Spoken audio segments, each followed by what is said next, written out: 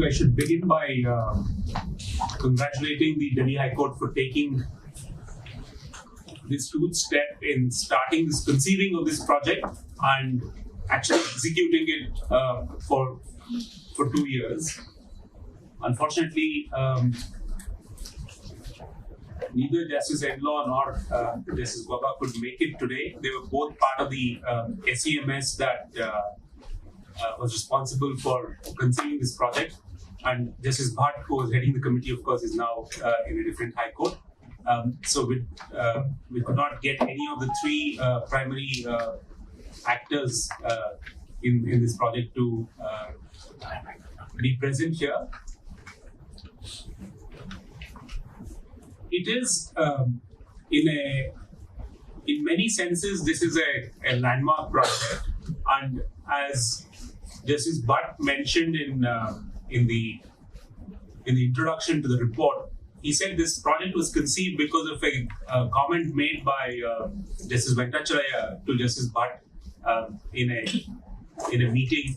He said, what would happen if there was no pressure of backlog or arrears on a judge? How will a judge perform if there is zero pendency and he only has to deal with cases that are filed afresh? Then the second, Mr. Bhatt was explaining to me, the second reason why they conceived this project was that the NCMS, in Imtiaz Ahmad's case, the Supreme Court has accepted the definition or the methodology of calculating the number of judges as prepared by the NCMS. The NCMS critiqued the 45th Law Commission's report and then came up with a new methodology. One of the things that the NCMS points out is the need to identify the workload of each judge. And what this project does, unlike any other experiment that has been done until now, is it actually gives insights into what is the optimal capacity of a judge if you have the pressure of arrears that have come from prior years, and if you do not have such pressure. So it allows us to calculate the optimal capacity of each judge. And one of the reasons why this is important is it actually definitely takes us away from the debate about whether our judge strength should be linked to population. Instead, it should be linked to the actual number of cases being filed. And while the Supreme Court has accepted that in a judicial order in Imtiaz Ahmad, and the Law Commission has also pointed out, still we see many debates linked to population strength and number of judges being linked to population rather than the actual cases that come into the judicial system. But more importantly, it also brings in two questions in my view, and one is how many judges do we need to ensure that cases are disposed of, as Arnav put it very optimistically, in 1 year's time. If all cases were to be decided within 1 year's time, how many judges do you need? And they have come up with a number based on a methodology that they have used. Two, in my view, it also focuses on something that we tend to miss, is how do we ensure certainty of each hearing?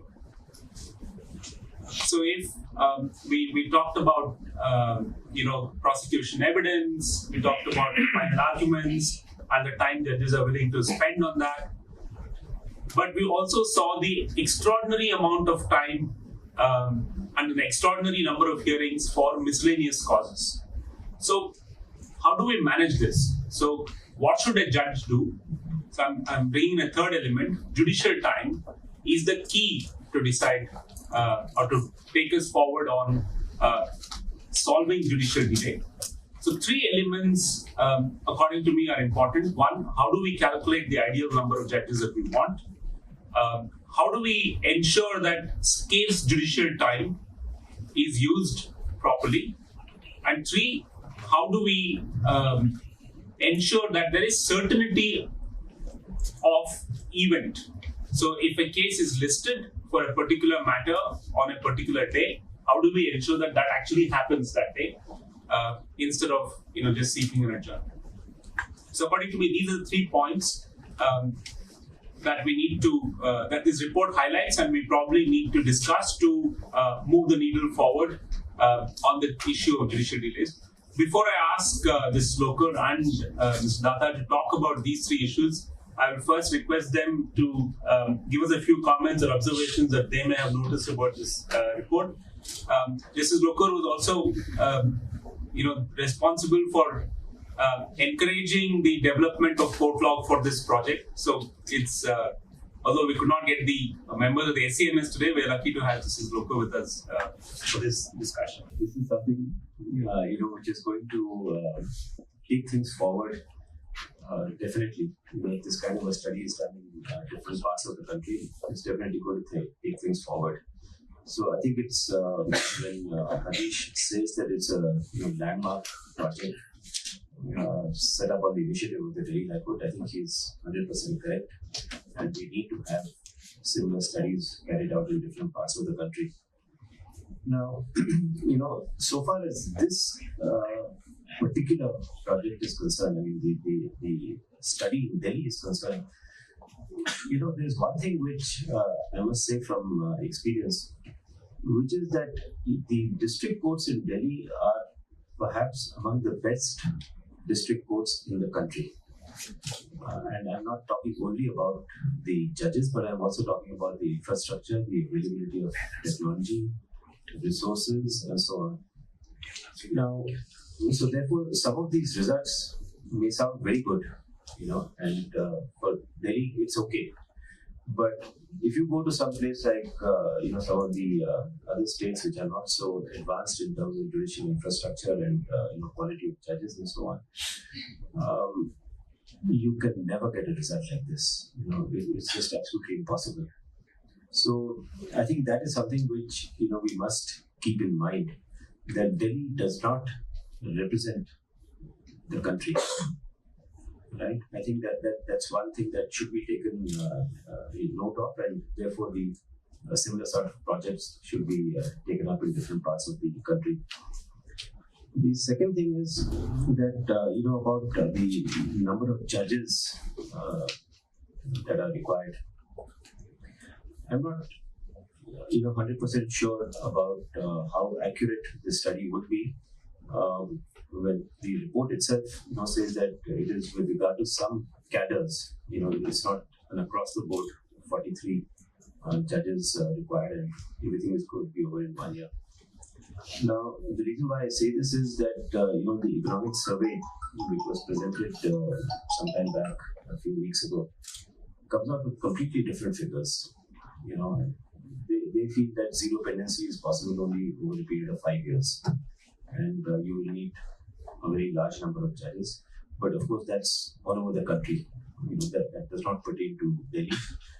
But it's an indication that being able to sort out the problem in Delhi within a period of 5 years, within a period of 1 year, is going to be a very, very difficult task, if not an impossible task.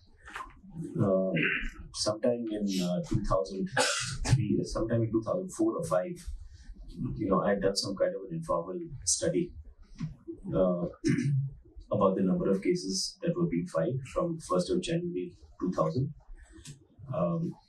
annually, and the number of cases that were being disposed of. It was a very rough sort of an average that was taken, and the conclusion that I drew from that informal study was that if the number of posts that were sanctioned were filled up, no extra judges, the number of posts that were sanctioned are filled up, then the pendency would be negative. You would have minus 67,000 cases in the district courts. So, really, this thing about the number of judges is something which is very, very difficult to arrive at. I'm not sure whether there can be any scientific or empirical study that can be done to arrive at a definite figure. But in addition to that, you have the court staff. Now, again, the court staff that was studied through a project of the ADB which unfortunately that report was not accepted by the Delhi High Court. According to me, very unfortunately. But anyway, that showed that, if I remember the figures correctly, in the district courts, per judge, there were either 8 or 12 staff that was required. But let's assume that 8 staff is required per judge in the district courts. So the government has to sanction that many number of posts, and they have to make arrangements for that many number of people. So when you talk about increasing the number of judges, you also have to take into account 8x for the staff. That requires a lot of money. What is the money that is made available for the purposes of the judiciary? Again, I think the economic survey perhaps, I think it's perhaps the economic survey, we would say that 0.08, between 0.08 to 0.09% of the GDP is made available for the judiciary. There are only 4 countries that have less in terms of percentages from the GDP. Those are countries like Norway, Iceland. I don't know whether they have cases in Iceland, Australia, and one more country. Every other country, including in our neighborhood, gives much more to the judiciary than India does. So on the one hand, there's a financial squeeze, so you can't increase the number of judges. There's a financial squeeze, so you can't increase the number of staff. So how do you solve the problem? So that, I think should take care of one of the points that Harish has raised about time taken. Again, very disparate figures. The ease of doing business report of the World Bank for 2018, that was a study of 2017 and 2019, a study of 2018, shows no change overall in the time taken to dispose of a case. That is 1,445 days, which roughly comes to about, I think, 3.66 years per case, right? But that includes civil as well as criminal. So when we talk about 90 days, when we talk about 100 days, 204 days, very good, but there's obviously a whole bunch of other cases, which are taking a huge amount of time, so that the average goes up to 1,445. How do we tackle those? And what are those kind of cases which take years and years and years, so that the average itself gets so badly skewed that from 90 days you come to 1,445 days? I think that is an area that also we must study. In terms of judicial time, people have been talking about adjournments since the Rankin Committee report, which has been mentioned over here, 1924. So we're going to celebrate 100 years of the Rankin Committee report, and we're still talking about adjournments. We are still talking about backlogs. The third thing which Harish had said was about the hearing being definite. You must have a hearing, and on the date fixed. Now, just a couple of days ago, I was a little surprised. Not very surprised, just a little surprised. This Vijay Malia's case has been adjourned to February next year. The month of July, it has been adjourned to February next year. Okay? In the UK. Last week, Nirav Modi's case has been adjourned to May next year. So when we talk about quick dates, are they meaningful dates? Why can't we just fix a date and say, all right, listen, let's have it after 6 months? But that's it. No adjournment, nothing. You better go ahead with it. There was one case, I don't know a lot, so I'm assuming you will know about this. There was one fellow who was, being prosecuted, and his arrangement with the lawyer was that, listen, I will pay you fees for so many days. Let's say 10 days. Right? After 10 days, on the 11th day, I'm going to go bankrupt. I won't have money to pay your fees. So that was the agreement with the lawyer. And the lawyer said, well, if you can't pay me for the 11th day, I'm not going to pay for the 11th day. So the lawyer wrote to the law society and said, well, this is the arrangement that I have with my client. And if I don't appear for him on the 11th day onwards, would I be committing a breach of the disciplinary rule? And the law society said, no, you're fully entitled to say that you will not appear from the 11th day onwards.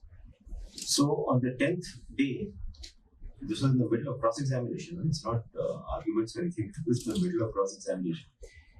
He told the judge, he said that, listen, from tomorrow I'm not going to appear. And this is the reason why I'm not going to appear. And the law society has said there's nothing wrong or unethical in what I'm doing. So please excuse me. The judge said, fine. You need not come from tomorrow, but the case is going to go on. Right? So the lawyer who is instructing you better get ready with the cross-examination and continue. I'm not adjourning the case. So unless that kind of, decisiveness is shown, you will have adjournments. But if that kind of decisiveness, some reports have suggested that, you should have 2 years. Anything above 2 years is an area, or anything above 3 years is an area. I think we should have a definition. I'm in favor of 1 year. The reason why I'm in favor of 1 year is I think 2 years is a little too long. A civil suit, if it is actually goes according to the CPC, should be over within a year, 8 or 9 months. This is some study that was conducted by the National Judicial Academy. So I'm going on that basis. So 1 year is an arbitrary figure. Take it as an arbitrary figure. We have to have some figure. So I don't mind if it's an arbitrary figure of 1 year. So any case that is pending for more than 1 year would be an area. Right? Once you look at that, the number of cases that are actually pending in terms of areas is very, very low. It's not as high as it appears, not 30 million kind of figure, but still considerably high. If you go to the National Judicial Data Grid, you will get the answer to that. The last point, one more point, is about the use of technology. That's one of the recommendations that has been made in the report. I think we need to look at technology very, very seriously. Tomorrow, we're having a meeting of the E-Committee, and the work done in phase 2 of the E-Course project will be discussed tomorrow, and I hope to give a copy of the work done to the Chief Justice of India maybe tomorrow or the day after. But I must say that one of the things that has been mentioned in the report is service of summons, including summons on witnesses and so on, dependents and so on. The World Bank says that 1/3 of the time for the disposal of a case, that's out of 1,445 days, 1/3 would be about roughly 400 days. It takes for service of summons, service of notice, 400 days on an average. Now, there is a very, very simple mobile app which has been developed by the E-Committee, released in August 2018. Money has been given by the E-Committee to every high court in the country for the purchase of smartphones, for the bailiffs, for the process servers, right? Probably in August last year. Not a single high court has purchased a smartphone. And through that smartphone, you can serve sitting here. You can serve somebody in Chennai. You can serve somebody in Guwahati. That 400 days just gets completely eliminated. So we have huge technological resources that are available at our fingertips, but not being made use of. And unless we do that, we will have studies like this, but with no concrete result. Yeah. Okay. I agree with the excise custom and that prosecution. I was appalled at the amount of time wasted in what we call calling work. So I thought to myself that, we have the thing that we are, let's say 11.6 or let's say hypothetically 13 judges per million. And the United Nations says you must have 100, so that's the standard argument. So I thought to myself that, look, we don't have the money. They're not going to double, triple the judicial allocation for the judiciary. One solution is to say that if you can double the productivity of a judge, then it's effectively having 26 judges per million. If you can triple it, it's like having 39 judges per million, technically speaking. And I'm a great student of Kaizen in the Japanese thing, and the most important word in this called Muda is waste. So anything in a judge's time is from 10:30 to 5:30, at least in Madras City Civil Courts, and anything which is not spent on disposing a case is Muda, is waste. So how do you eliminate that waste? And through the Indo-Japan Chamber of Commerce in CII, we did a pilot study in the Madras City Civil Courts, and Daksh, if you recollect, we did the same study in Karnataka through the Pachiala Foundation.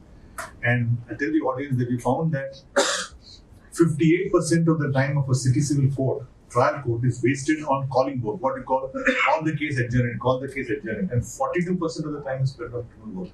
As a junior, we used to start at 10:30 in the morning, and till 11:30, 12, they just be calling. There'll be a huge list, and they'll call so-and-so, adjourn, and the man had to write it. And then only around 12:15, the trial started. You go on till 1:30. And again, after 2 o'clock, Passover matters, again another 45 minutes. So effectively, we had trials only for about an hour in the morning and an hour in the evening. Now, how to double that?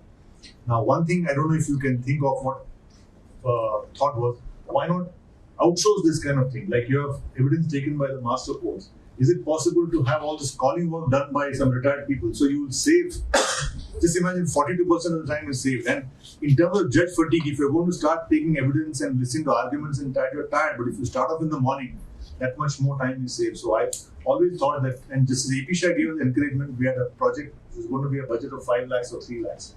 We're going to fund it to the Pachiala Foundation. And we said, let's take 3 trial courts on the civil side and 3 trial courts on the criminal side, and go through the entire process and apply Muda, eliminate waste everywhere in terms of filing and so on. Like in Madras, a copy application takes like 60-70 days. It's not just a trial. What about the order copy? Fundamental points are there. And there's no money for a Xerox machine. So all those points are also there. So one thing what we can focus on is how to increase the productivity of a judge. The same judge, if you can dispose 2-3 number of cases, that can be done. One is to outsource, as I said. Secondly, I also thought one thing is that we had a very lovable old lawyer called Narsimachari, and associated in the Bar Association. He said that if you just follow the CPC and the CRPC, there will be no delay. The point is we don't follow what is written in the CPC. After the 2002 amendments, there are timelines for everything. So he said we don't follow the point. And I asked him how are trials conducted in the old days. He said, hey, there was a huge system of costs. They implemented the costs quite strictly in those days. And in a trial, because Madras High Court is a charter high court and we have trials regularly until the case of this famous, who's that person? Nanavati's case, where the Sessions case is also in the Madras High Court. So there used to be something called an agreed bundle. Admission documents, etc. is done, there's an agreed bundle, and only limited documents are taken for trial. The second very important thing which you must note is that under the CPC, which is never done, trial must go on a day-to-day basis. And as a junior, my senior was a leading criminal lawyer. He used to go to E-Road, all different places. And Monday to Saturday was non-stop trial. There was no question of having a day-to-day. And the investigating officer comes after 2 months. The doctor comes after 3 months. No, it starts on Monday and goes non-stop. That was the way in which, as late as the 80s, when I was a junior, the trials have been, that has gone away. So these are all systems which also Daksh can think on. Use of judicial time on following the CRPC, especially after the 2002 amendments, that we can really implement. And just as Lokur mentioned about the cost, it keeps getting adjourned. One thing that bothers me is about there's no cost. You can adjourn a case, and I used to come from Madras to Delhi and come here and suddenly the case is adjourned and you go back. Who pays for it? And I talked to my colleagues in London who are practicing in the Crown Court. Any single adjournment will cost your client 1,400 to 1,500 pounds because the day is fixed. Of course, we also have a problem that you say the lawyer takes an adjournment, but if I come on that day and the matter is not taken up because judge's sheer pressure of time, that also you can't strictly blame the lawyer. So the whole point is about so many people. And in one point also we seriously ponder and talk of delay in cases.